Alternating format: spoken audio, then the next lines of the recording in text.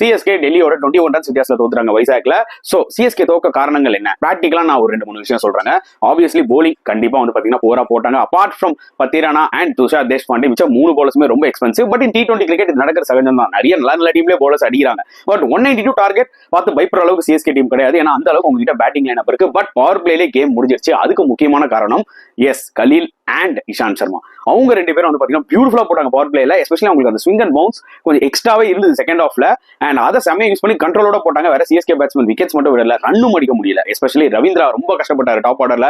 அதாவது 2 ரன் ஒரு பேட்ல அடிச்சிருப்பாரு 12 பால்ல. மற்றது எல்லாமே வெறும் காத்து தான் வந்துச்சு. அந்த சுத்தினாரு. பட் இது அவருக்கு ஒரு லேர்னிங் கர்வ். அடுத்த மேட்ச் போறதுக்குள்ள ஒரு நிறைய விஷயங்களை கத்துருப்பாரு இந்த டைம்ல. And at same time Shivam Dube middle ஆர்டர்ல நம்மளுக்கு எப்ப இந்த மாதிரி சிச்சுவேஷன்ல நம்ம பெயில் அவுட் பண்ணுவார் அடிச்சு. அவருக்கு சூப்பரா ஸ்கெட்ச் போட்டாங்க. என்னன்னு பாத்தீங்கன்னா outside off stump bowling போட்டு அங்க ஒரு 2 ஃபீல்டர் டீப்ல செட் பண்ணிட்டாங்க.